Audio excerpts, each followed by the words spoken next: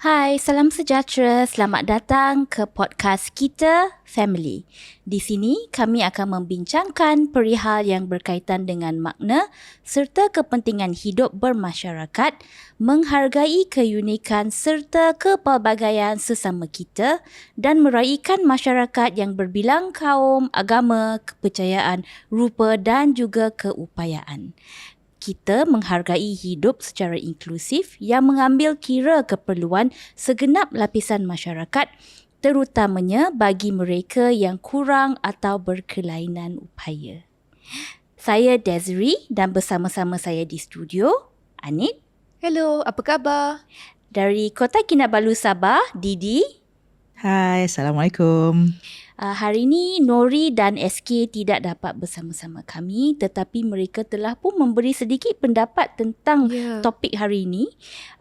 Dan hari ini kami akan membincangkan satu topik yang memang sangat menarik, memang sangat current. This is always a current topic because we are talking about therapy, and dalam episod-episod sebelum ni kita telah pun berbincang tentang kepentingan parent training, which is also part of therapy for our kids, dan juga how therapy and intervention can be lifelong for our neurodivergent children and friends.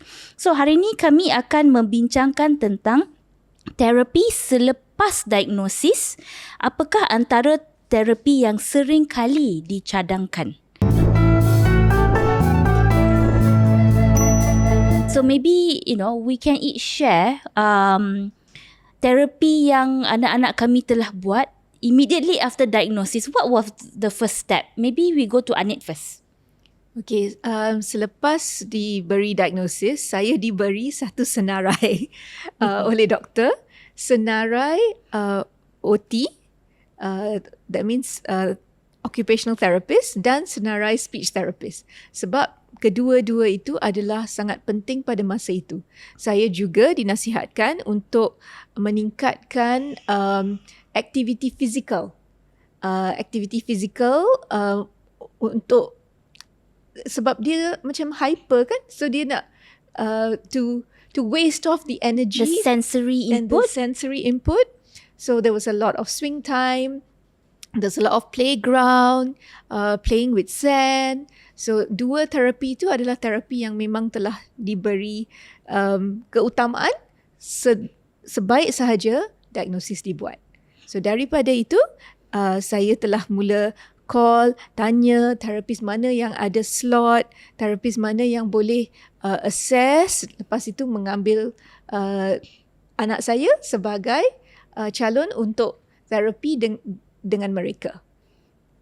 That was my journey. So bagi saya, Anit sebenarnya bernasib baik dapat juga list terapis untuk di telefon untuk buat appointment kan. Bila anak saya dapat diagnosis, saya pergi ke hospital government lah, ke hospital kerajaan. Kami hanya diberi satu surat dengan diagnosis level 2 autism, challenges dengan apa, social and communication, dan apakah cadangan intervensi. Tetapi list tu tak ada. Itulah sebab kalau kami tengah call dalam list, kalau mereka tak ada free slot, memang tak dapat lah. So you call the next one and you call the next one.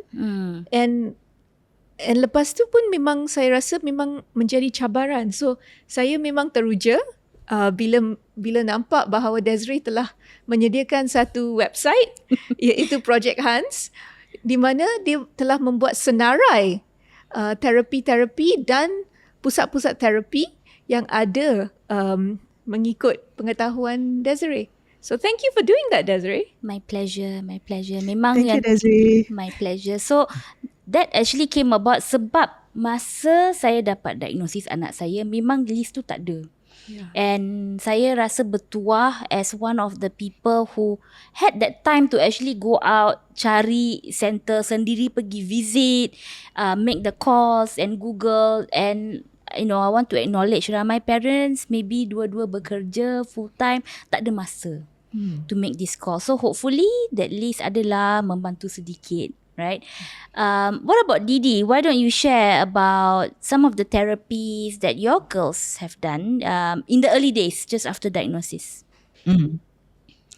Okay, maksudnya kita bercakap tentang 12 tahun lepas lah, because my eldest dah umur 15.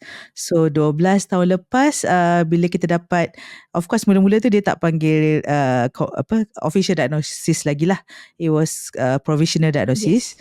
Sebab perlukan lagi assessment kan.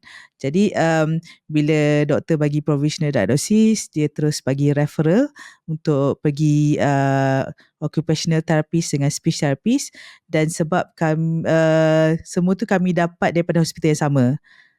So, doktor pakar yang kami jumpa tu terus refer therapist di hospital yang sama. Jadi kita just bawa surat referral tu dan mulakanlah. Dan kalau dibandingkan dengan sekarang 12 tahun lepas, masa tu kami bukan kata mudah, maksudnya frekuensi tu kita boleh dapat kerap tau. Kalau sekarang saya rasa nak dapat seminggu sekali pun kira, walaupun dia swasta, kira sangat bertuah. Tapi ketika tu alhamdulillah kami dapat frekuensi up to 3 kali seminggu untuk kedua-dua occupational therapy dan therapy. Dan kami cuba dengan bantuan pusat rehab tu jugalah, dia cuba sentiasa bantu kami untuk dapatkan slot tu back to back. So maksudnya bila sekali datang tu boleh buat dua-dua sekali. Tak adalah macam hari ni pergi OT, esok datang lagi pergi speech therapy, sebab rumah kita bukan sebelah hospital kan. And then masa tu anak saya baru 3 tahun, anak kedua umur setahun lebih. So kita satu cabaran jugalah untuk saya sendiri sorang-sorang kan, nak bawa dua-dua anak, satu yang baru dapat diagnosis autism dalam keadaan yang masih lasak, tak kena bahaya. Lepas tu adik, yelah walaupun masa tu dia pun belum dapat diagnosis lagi, tapi budak 1 tahun kan, tak kira ada diagnosis ke tak, memang tak boleh nak dengar arahan, tak boleh nak lepas tangan apa semua. So kami dapat mulakan di hospital tersebut, dan pengalaman kami di hospital tersebut agak baik, dan kita rasa mudah bila kedua-dua terapis tu daripada pusat yang sama, sebab mereka berkongsi maklumat lah. Ada discussion kat situ. Jadi tak adalah apa yang dibuat dalam bilik OT dibuat sekali lagi dalam bilik speech. Dan kalau ada apa-apa isu yang salah seorang terapi bangkitkan dan lagi satu terapis boleh selesaikan, memang adalah contoh macam dari segi nak dengar arahan, mungkin lebih OT yang lebih tumpukan. Kemudian dari segi bonding, connection, speech yang lebih banyak fokus pada bahagian tu lah. So itu 12 tahun dulu. Tapi saya tahu kalau sekarang memang susah lah nak dapatkan kekerapan yang banyak macam yang kami dapat dulu. So communication di antara dua-dua terapis tu memang baik ya, Didi? Because you were in the same center. Yes, in fact kan bila anak kedua pun dapat diagnosis, saya bawa mereka dengan jadual yang sama, and then mereka swap tau. Maksudnya bila kakak masuk, katalah kakak mula dengan OT, adik pergi masuk speech therapy dulu, lepas tu they swap in the middle. I mean like bukan half time lah, dah habis satu session, swap. Adik pergi OT pula, kakak pergi speech pula. So they really help me in that way lah untuk manage kedua-dua anak ni. And did you feel, Didi, that masa tu you had a little bit of me time, although it was half an hour, just to breathe? Masa mereka masuk therapy, atau you akan intip-intip ke? Kan sebab masa tu session mereka 45 minit, jadi 45 minit plus 45 minit jadi 1.5 jam lah. Kadang-kadang kalau macam I rasa nak pergi minum kopi dan I tak tunggu depan bilik terapi tu, minta tolonglah the therapist untuk buat swap tu without me lah. They just swap the kit in between the room, and then lepas 1.5 jam baru I balik lah untuk ni. So ada sedikit me time. Tapi masa mula-mula kan, masa sebelum adik dapat diagnosis tu, susah juga tau nak manage dua-dua, sebab dengan seorang dalam stroller, seorang nak pegang tangan. Bila seorang mengamuk, you just imagine carrying toddler umur 3 tahun, sebelah tangan dukung kan, and then sebelah tangan lagi tolak stroller, and then kalau yang dalam stroller pun mengamuk juga. So we had a lot of instances yang macam merisaukan lah, sampai satu tahap saya ambil keputusan untuk sementara kakak pergi terapi, adik dihantar ke rumah babysitter lah, sampai kakak lebih mudah untuk uruskan. Kemudian bawa adik juga, lepas tu adik pun kena pergi terapi juga. So that was I don't know, kalau sekarang mungkin stres, tapi masa dulu kita kan, masa kita muda dulu, kita punya fokus tu lebih kan, kita punya determination dengan kita punya resilient tu lebih daripada sekarang. I think, I don't know, What do you think? Anik, kalau you bandingkan, Desiree, kalau you I bandingkan, rasa I ada tenaga yang lebih. I ada tenaga yang lebih masa tu. Sebab kita, kan? Because maybe we were younger as well. And then memang masa tu gigih kan, nak buat semua. That this is our chance, and early intervention is like known all over the world as being vital for neurodiverse, kids who are neurodiverse. So that was like, oh, let's do it. And each time we reached a milestone, it was like, we did this. Today he was able to do table time, and today there was taking turns, and so tu menjadi satu macam milestone. So each time you would record, apa yang telah dibuat, apa yang perlu dibuat, and then selalu ada homework kan lepas terapi. So memang untuk balik buat homework tu. Homework untuk parents. Parents buat terapi di rumah. Yeah, so homework technically is for us. That's why parent training, banyak kali kita dah tekankan lah, parent training is so important, and that intake masa terapi pun is also important. I mean, of course, take that time to go have a coffee or just even scroll through your phone, tapi intake tu is quite important to see what's going on. So kita boleh lah follow up dekat rumah. I want to backtrack a bit tadi masa Didi cakap tentang provisional diagnosis. I think sama dengan saya. Saya pun provisional diagnosis. So those who are new to this, maybe diorang tak berapa faham. So maybe boleh terangkan sikit, what is the difference between provisional dengan diagnosis yang sebenar? Is it that, because I've heard of cases di mana as they call it, sometimes memang anak kita tunjuk the signs, tetapi doesn't fully fulfill the DSM-5 punya criteria to actually be autistic. So provisional ni kepada saya bermaksud, let's try therapy first and see ada improvement ke tidak, and then whether it works, and then only give the diagnosis after a certain amount of time. Betul. So I think that is what doktor yang berjumpa dengan Nirav telah fikir, sebab dia ada tick a lot of the boxes for a neurotypical kid in lots of ways. Dia boleh bercakap, tetapi percakapan dia macam tidak lancar. So those sort of things, dia kata, let's try therapy first, see if they reach the milestones of the age appropriate things. Sebab ada yang budak-budak neurodiverse yang saya kenal, yang memang lepas terapi tu memang dah okay. Dah reach the milestone, and lepas tu they are back to doing everything okay and discharge even from the the developmental clinic, sebab memang dah capai milestone yang dikehendaki, which is age appropriate. So memang terapi boleh membantu, dan kadang-kadang ada budak-budak yang memang tak ada stimulation at home, so speech menjadi masalah. So ada yang ada selective mutism juga. So kalau lepas ada speech therapist, so memang kalau ada professional diagnosis dulu, lepas itu pergi kepada speech therapist dan telah menjalani terapi secara berstruktur, mereka akan mencapai tahap yang perlu, dan lepas itu akan di-discharge daripada speech therapy dan juga daripada clinic developmental pediatrician. Yang tu memang telah jadi. So I think memang wajar kalau doktor tu cakap it is a provisional diagnosis, untuk accept juga, dan jangan like nak lawan lah. No, you have to tell me the actual diagnosis now, because therapy is an intervention. Kan? Yes. So I think the point is, terapi memang penting. Regardless sama ada dia diagnosis ke, provisional diagnosis ke, or in some cases like we saw masa PKP, ramai kanak-kanak menunjukkan signs of being neurodivergent sebab tak dapat pergi sekolah, tak pergi tadika, tak berjumpa dengan kawan. So memang mereka perlukan terapi. Tetapi it did not necessarily mean mereka ni neurodivergent. Right, so I think that's another misconception that we hope to address. Therapy doesn't mean your child is neurodivergent or special or has a learning disability. Right, it just means your child needs a bit of help. And sometimes it's just a developmental delay. Betul? Yes. So kalau jadi developmental delay, ia akan mempercepatkan perkembangan seseorang anak itu.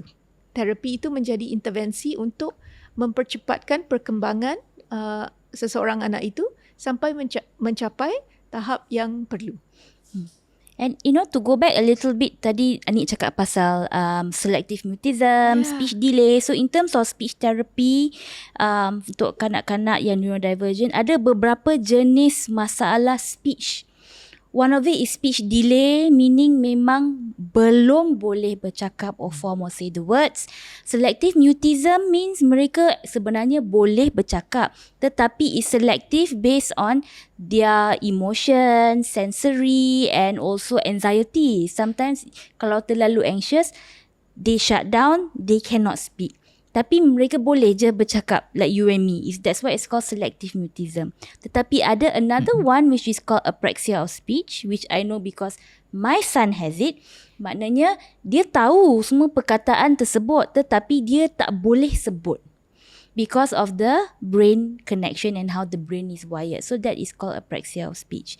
So semua ni berbezalah, and this is why our kids needs speech therapy. And also mereka yang, as some of us call it, high functioning or highly verbal, juga perlukan speech therapy sometimes, kan? Because there are certain sort of skills that they need to learn.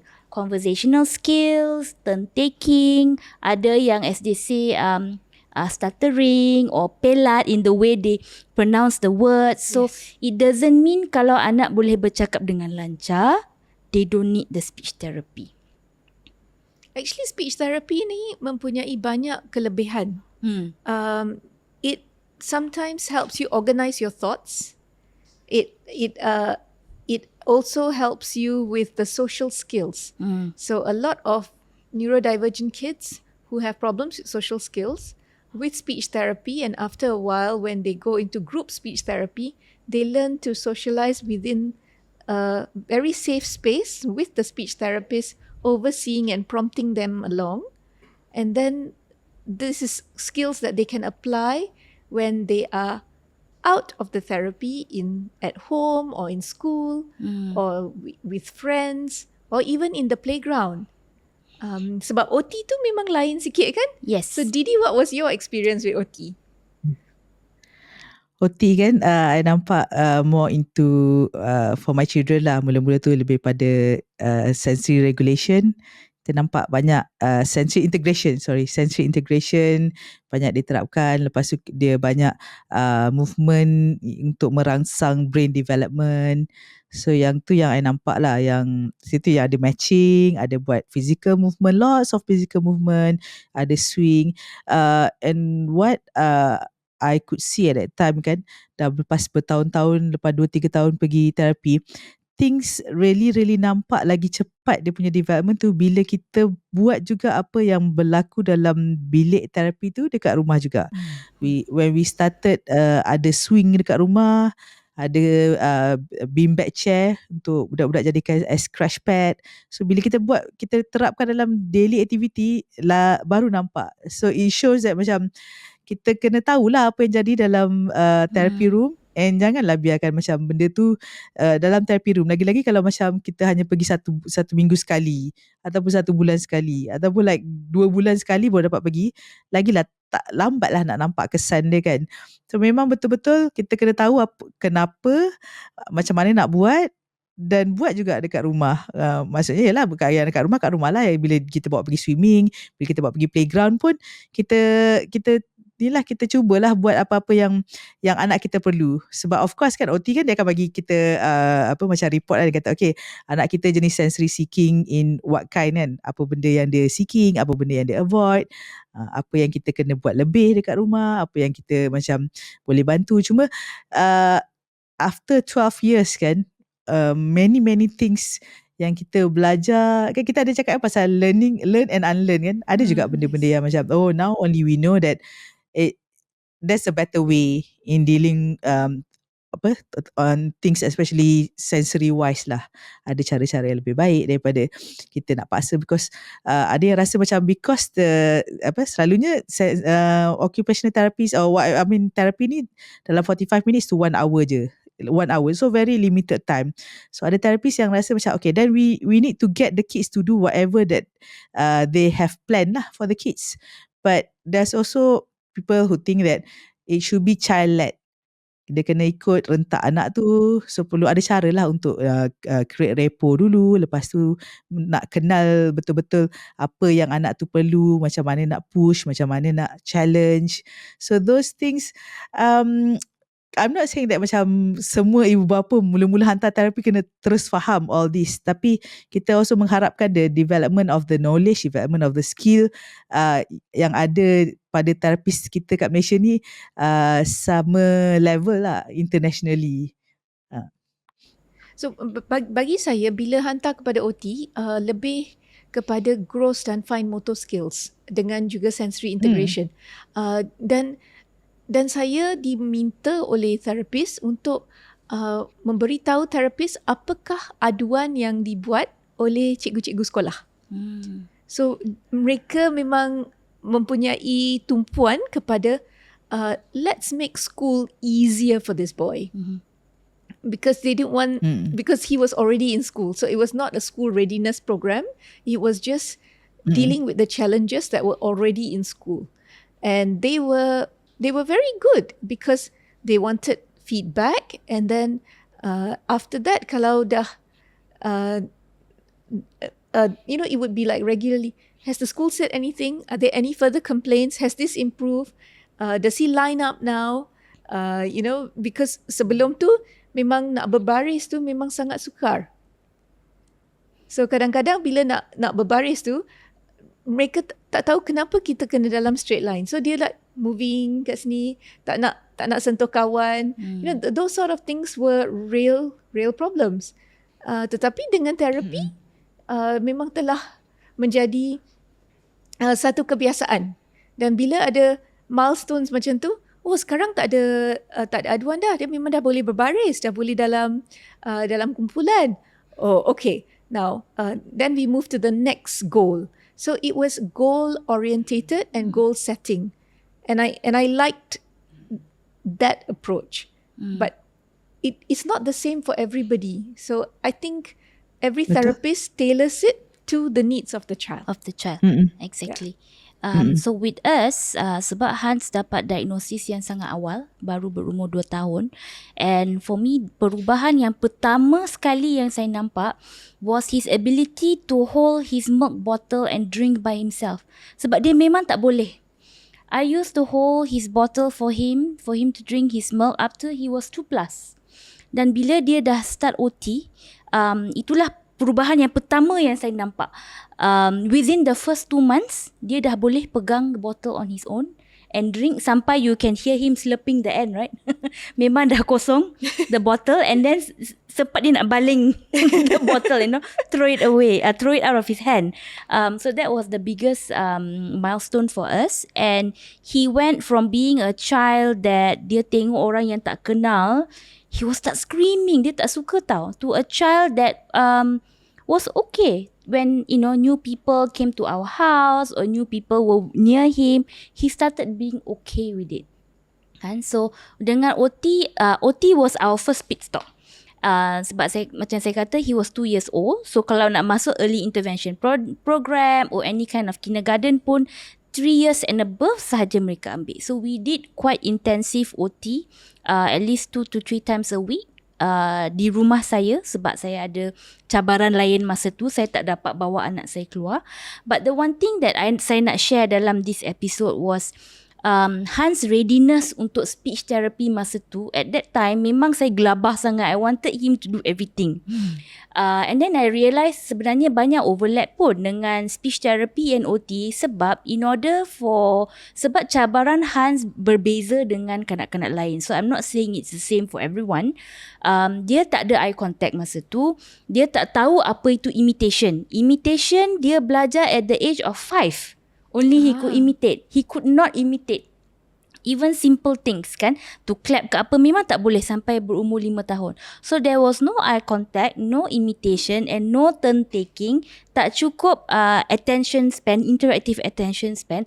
So speech therapy bila saya hantar anak saya rasa macam so many overlaps.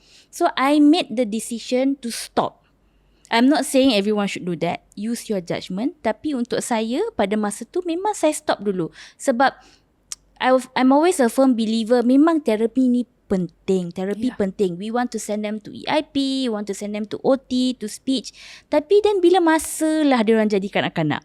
Bila masalah nak bawa dia pergi playground, ke jalan-jalan. So we made a very conscious decision to pick and choose which therapy took precedence at the time.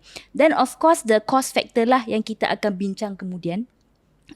Tentang cost therapy dan some of the options out there in terms of bantuan, tax reliefs and all that. So with that, I think kita akan rehat seketika sebelum kembali.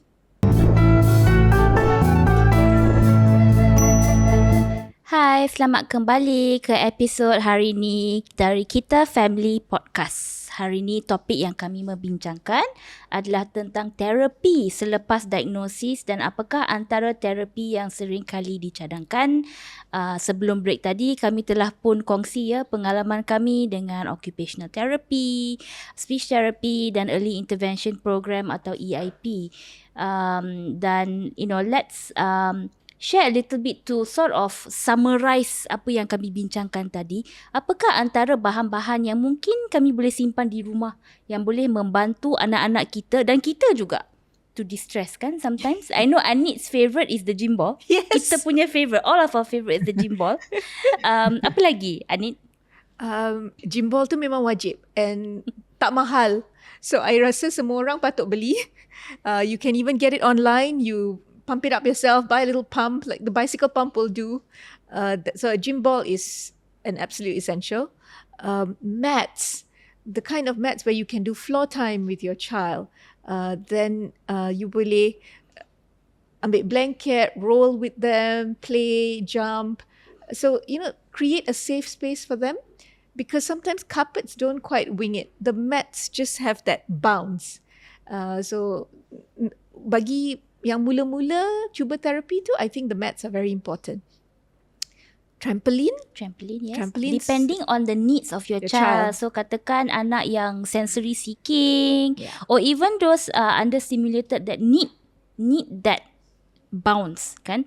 Trampoline memang is memang dekat rumah saya ada trampoline, ada gym ball dengan texture berbeza lagi. Yeah, and then for me for the speech therapy part, when I realized that turn taking was an essential part of speech therapy, I telah mula beli puzzles dengan board games.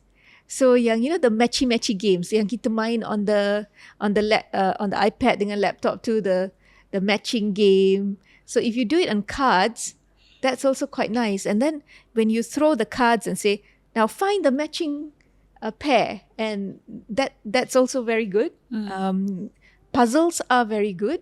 Any board game that you can play in terms of exchanging conversation, that's very good. Kalau ada yang different texture kan, ada yang kita dapat squishy ball, the books, ada buku yang kita dapat yang ada different texture on different pages with different animals. So kalau dia rasa tu, how does it feel? No, don't what does mean? And then does it feel rough? Does it feel soft? It's fun for us too. It's fun for us too. Slime. Oh my God, slime. You can make it at home. Yes. Yeah, slime. What else? What else, Tapi Didi? slime tu kena sentiasa under supervision kan? Sebab Oh, saya yes. sampai Oh, yes. Anything to do dengan air And or Play-Doh. slime and Play-Doh. dan Play-Doh itu Plasticine. bila mama ada baru boleh bawa keluar. And then I think Didi tadi sebelum break you mention ada swing dekat rumah. Yes. Kita pasang swing kat door frame and then masa anak kita umur dalam lebih kurang 7 tahun macam tu kita pindah rumah baru. Dan saya suruh kontraktor tu pasang siap-siap hook tau untuk letak swing. Jadi semasa nak renovate tu kita cakap lah saya nak swing and then pasang hook. Jadi kita beli hammock, just pasang, so jadi ada swing dalam rumah juga. Cumanya we had actually bad experience lah dengan swing tu. Ini boleh dijadikan peringatan dan pengajaran lah kepada ibu bapa lain juga.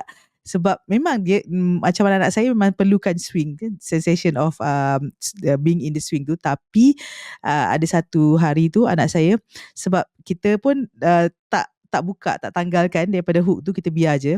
Anak saya dia cuba melepasi hammock tu tau. Dia nak lompat, nak cross kan. So bila dia lompat tu, kaki dia tersangkut dan dia terjatuh. Dan kita pula sebab selama ni dia tak main lasak lah dekat swing tu, just duduk dan swing. Tapi kali ni bila dia terjatuh, kita tak ada lapik mat tau bawah swing tu. Jadi dia jatuh atas lantai. Lantai tu sebenarnya bukan lantai tile pun, kita dah buat laminated wooden. Jadi tak sekeras lantai tiles biasa kan.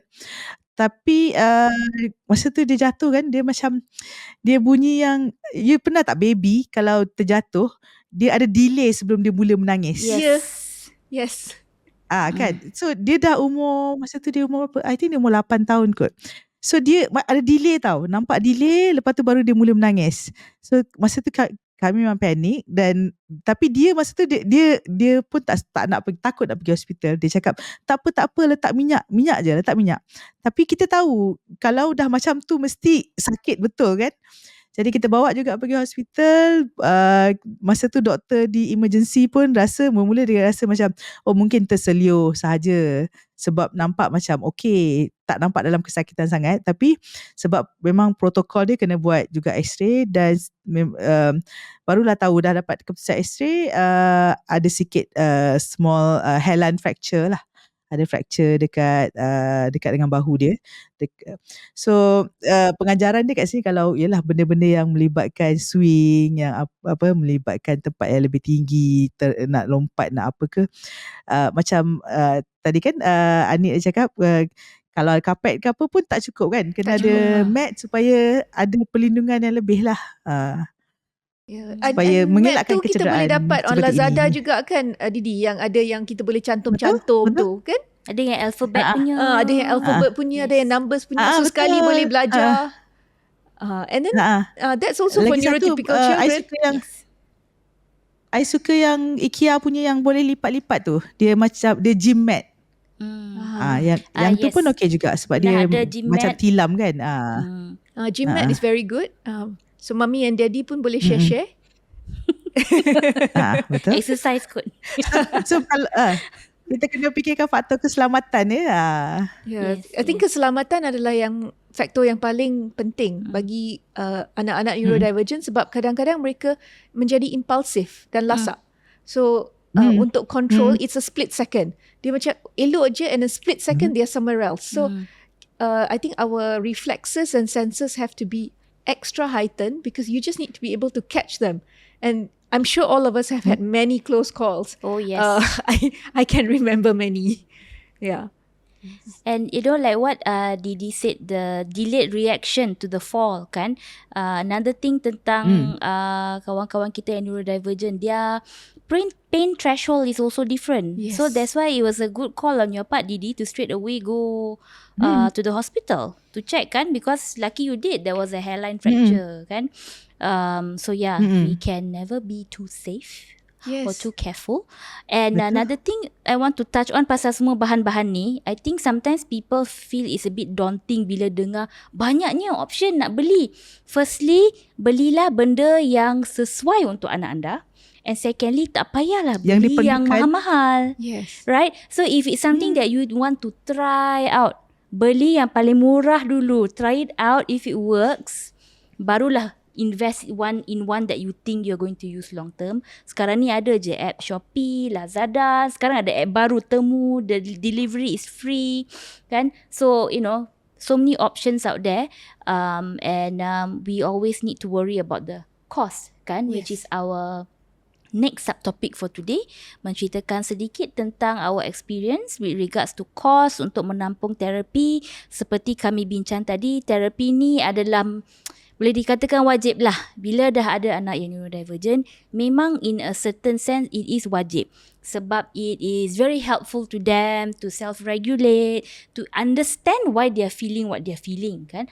So, dekat Malaysia ni kita bertuah juga sebab in the government hospitals ada. Hospital kerajaan memang ada occupational therapy, speech therapy, dan kepada mereka yang memegang kad OKU, di semua hospital kerajaan segala rawatan adalah percuma. Cuma cabarannya ialah kekurangan professional allied health specialist seperti speech therapy. Speech therapist lah yang paling kurang. Next one is developmental pediatrician. At one point of time, I think masa anak saya didiagnose in 2017, ada 5 sahaja di seluruh Malaysia. Developmental pediatrician dan occupational therapy pun not as kurang as speech therapist. Just to give you an idea, about 7 years ago, frekuensi yang anak saya dapat di hospital kerajaan untuk occupational therapy, 1 sesi dalam 3 bulan. Tetapi frekuensi yang dia perlukan 2 kali seminggu. And speech therapy dia dapat 1 dalam 6 bulan. And frekuensi yang diperlukan also 2 kali seminggu. So which is why it is important to sort of balance it out kepada mereka yang mampu pergi ke center swasta, private centers.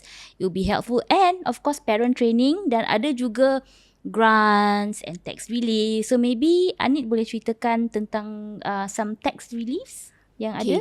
Kepada yang memfailkan personal income tax, kalau ada receipt dan anak adalah OKU, terdapat tax relief untuk bahan-bahan atau supporting equipment as they call it. That means peralatan yang menyokong sesuatu OKU tersebut. So itu boleh dijadikan tax relief. Tapi saya memang nak berkongsi pengalaman dengan Desiree juga, sebab kalau kita nak buat dengan frekuensi yang diperlukan, memang belanja tu sangat tinggi. So kadang-kadang kita akan rasa tertekan. So kalau nak beli setiap bulan atau setiap equipment yang diperlukan itu, pause first. See what is really needed and then budget accordingly. Maybe one a month, or bila ada extra baru belikan. Ini bukan wajib untuk belikan semua pada masa sekali, sebab seseorang anak itu kadang-kadang bosan tahu dengan satu equipment. Ada orang suka yang pop it tu, yang pop in pop out tu kan, dia anak-anak tu suka, tapi sekejap je. Kalau beli yang mahal-mahal, memang bila dia buang tu sakit hati kan. So I think you should always look at it according to the needs of the child. And Desiree was right. Go for the cheaper ones first and see what they need, because their needs change very quickly as well. Yeah, betul. Yeah. Okay. Maybe since we're talking about cost, I think dari segi zakat pun ada sedikit bantuan. Maybe Didi boleh ceritakan sedikit. Okay, nak share kat sini untuk pengetahuan Desiree dengan Anit, sebenarnya ada beberapa kategori mereka yang boleh memohon untuk zakat, dan OKU tidak termasuk dalam senarai orang yang boleh memohon zakat. Jadi orang kurang upaya, dia tak termasuk dalam kategori ni. Tapi di beberapa negeri di Malaysia, yang sekarang yang saya tahu confirm Selangor dan wilayah Persekutuan, anak-anak autism ataupun any other developmental disabilities lah, mereka boleh memohon bawah untuk pembiayaan pendidikan. Sebab kan EIP terapi ni kan boleh dikira sebagai pendidikan, betul tak? Dia bukan rawatan, dia pendidikan. Jadi mereka boleh memohon dan berdasarkan di mana mereka tinggal lah alamat, sama ada di Selangor ataupun di wilayah persekutuan. Dan yang so far saya tahu bayaran akan dibuat terus ke center lah, pusat-pusat di mana anak-anak tu pergi belajar. Jadi ada subsidi lah di situ.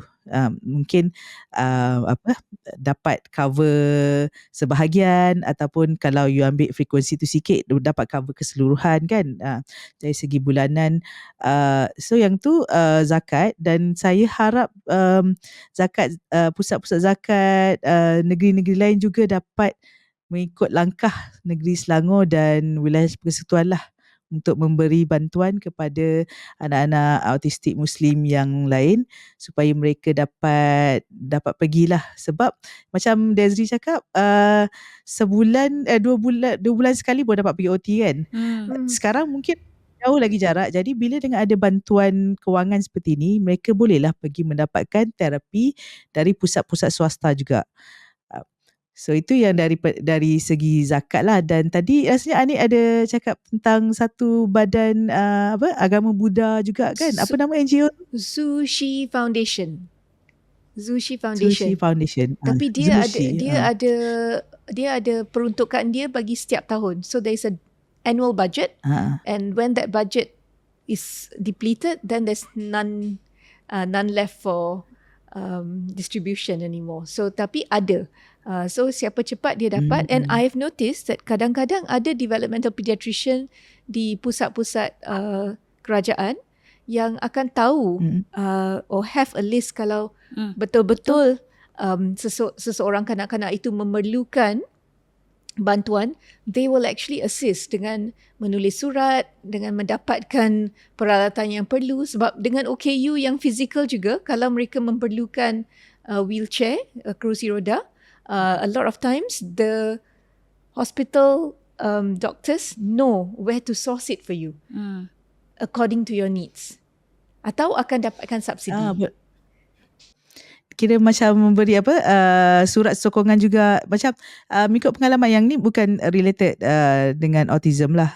Pengalaman saya ketika mohon zakat untuk my late mother, memang ada borang yang perlu diisi oleh pegawai perubatan. Jadi itu mungkin yang Anik share jugalah, sebab perlu ada pengesahan lah apa yang diperlukan, mengapa kita memerlukan sesuatu kan, apa kealatan yang diperlukan, berapa perbelanjaan yang dijangka diperlukan setiap bulan. So that's why macam kita sebagai keluarga yang memerlukan perkhidmatan seperti ni perlu keep our eyes open lah kepada peluang-peluang sebegini kan. Peluang sebegini, sebab tu macam kita tekankan kepentingan bermasyarakat, berkomuniti, kan kita punya point you are not alone, supaya dapat share information macam ni lah, dari mana nak dapatkan bantuan yang available lah. Sebab kalau kita tak kenal sesiapa, tak ada siapa bercerita kat kita pun macam tak ada connection dengan siapa-siapa, kita pun tak tahu kan ada peluang-peluang macam ni. Dan peluang macam ni selalunya terhad, macam mungkin you ada masa sebulan je untuk isi, lepas tu permohonan dibuka sekali setahun. Kalau termiss tahun ni, kena tunggu lagi tahun depan. Lambat lah macam tu.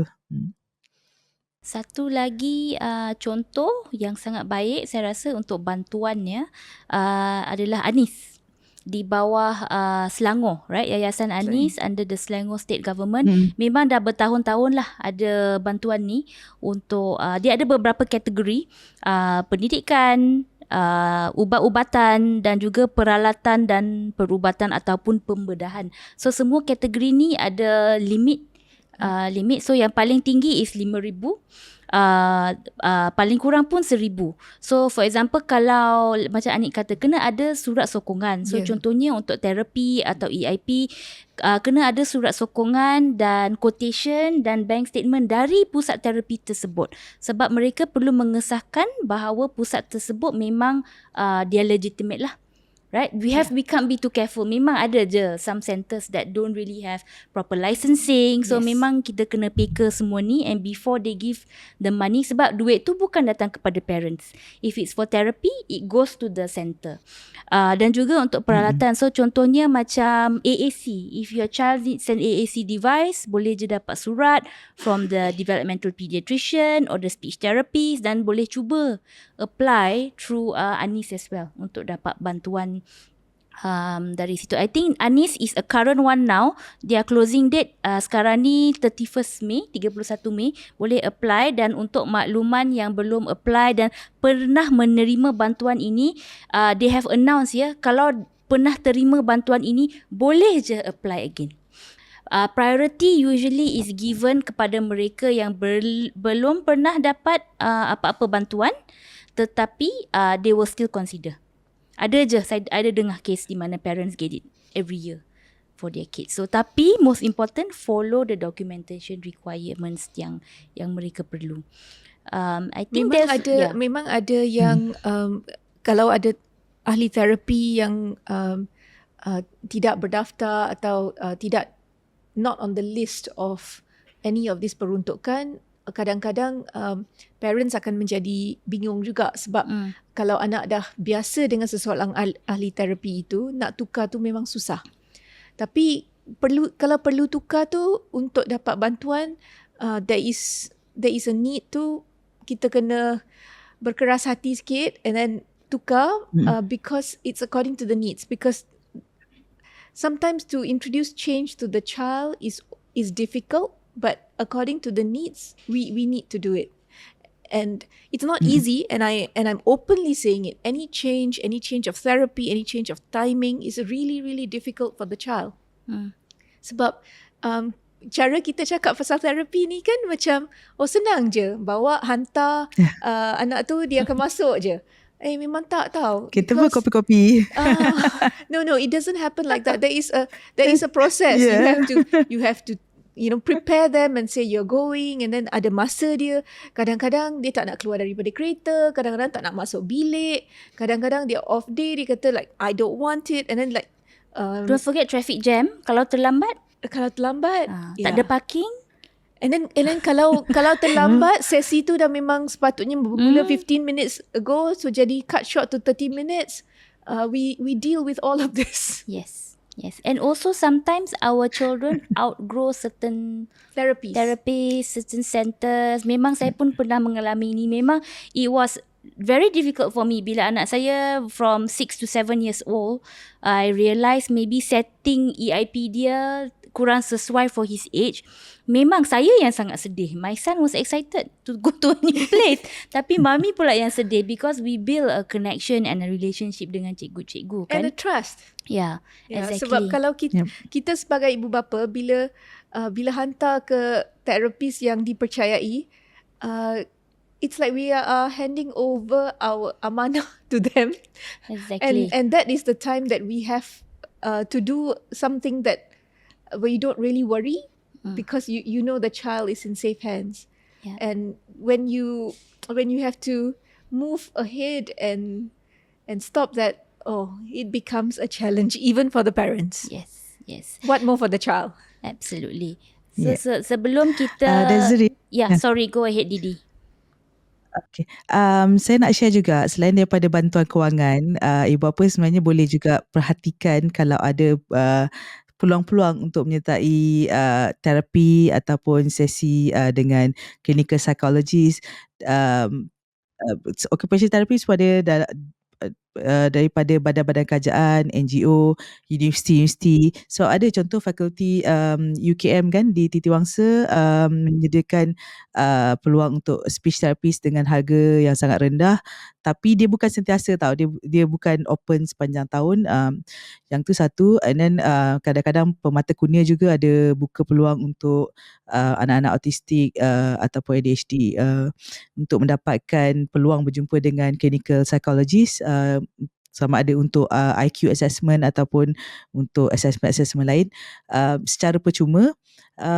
Dan pernah pada satu masa kan, saya dapat satu not for my children, tapi ada satu, I think bank kalau tak silap, yang menaja sesi berjumpa dengan clinical psychologist di satu pusat. Tapi dekat situ dia punya syarat-syarat dia berumur 7 tahun ke atas dengan syarat-syarat lain lah, termasuk pendapatan keluarga dan sebagainya. Dan kawan saya, ketika tu saya mencadangkan kepada kawan saya sebab anak dia masa tu sangat memerlukan clinical psychologist, tapi masa tu anak dia hanya berumur 6 tahun. This boy very smart, dia boleh bercakap, tapi high functioning autism lah, boleh bercakap semua. Jadi ibu dia cakap, tapi ini untuk umur 7 tahun, anak dia baru 6 tahun. But I insisted, saya cakap, come on, anak you perlu, apa kata you cuba untuk email, bagi tahu mereka apa dan kenapa anak you perlukan perkhidmatan sebegini. Sebab memang lazimnya anak yang dalam umur yang sangat kecil tak disarankan untuk jumpa clinical psychologist lah. Tapi bila dah email dan kami mendapat jawapan balas daripada pusat tersebut, dan mereka setuju untuk menerima anak dia untuk mendapatkan mendapatkan temujanji bersubsidi lah berdasarkan yang ditawarkan oleh syarikat tersebut lah. Jadi it shows that kadang-kadang kita tengok kriteria sebegini. Mungkin juga dari segi macam kalau kita tengok kan sekarang ada pembahagian B40, M40, ada cut off pendapatan keluarga dan sebagainya. Kalau kita rasa kita berada di dalam macam atas pagar, orang kata kan, please terdapatkan maklumat lanjut, buat pertanyaan. Ambil inisiatif untuk tanya. Jangan nak malu-malu. Belum cuba belum tahu kan? Jangan. Jadi kita kena usaha lebih lah, sebab yalah bila dapat tawaran-tawaran sebegini, dia membantulah sedikit sebanyak, membantu kita dari segi ekonomi, dari segi nak mendapatkan peluang-peluang. Sebab kadang-kadang setengah program tu dah lah percuma, tapi kalau berbayar pun kita tak boleh nak pergi. Correct. So dia dalam package yang sangat baik macam tu. Jadi kita kena ambil inisiatif, betul. Kita betul-betul ambil inisiatif, tanya, because bukannya setiap pertanyaan tu kita kena bayar untuk dapatkan jawapan, betul tak? Betul. So kita tanya je lah. Actually, Didi, now that you say it, saya memang masa tu memang happy sangat bila Nori telah berusaha untuk membawa franchise We Rock the Spectrum to Malaysia, because the gym's motto was a place you don't have to say I'm sorry. And you know, for us as parents of neurodivergent children, when we take our children to playgrounds and dia tak tahu nak queue up, dia tolak orang lain, or you know, they play a bit rough, we are always saying sorry, you know. Sorry. But and you know, I think the kids realize it, that we are constantly apologizing for them, and that may not be the right motto to send across. So we Rock the Spectrum is actually awesome, because it's a place you don't have to say I'm sorry. And I know that if you are B40 and you apply to have either parent workshops or play therapy, there are options available. So please just keep following their social media. It will all be good. Social media really helps. Yes. And WRTS has got an excellent social media too. Yes, so their Therapy Through Play program tahun-tahun sebelum ni memang adalah they sponsor parents dalam B40 category to attend macam mana nak buat Therapy Through Play ni dengan anak sendiri.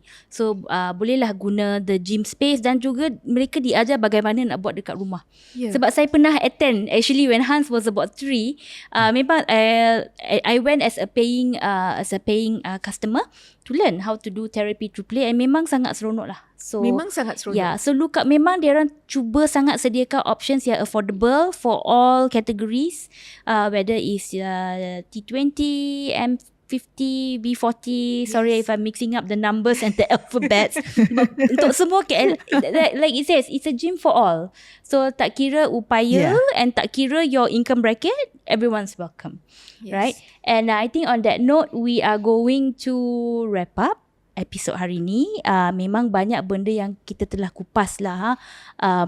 I think terlajak pun sedikit masa hari ni sebab it's a lot talking about therapy, talking about cost, and I think most important takeaway hari ni is macam Didi kata tadi, jangan malu, and keep asking. It's okay if people find you irritating. It's okay. I know a lot of people find me irritating as well, and I'm completely fine with it.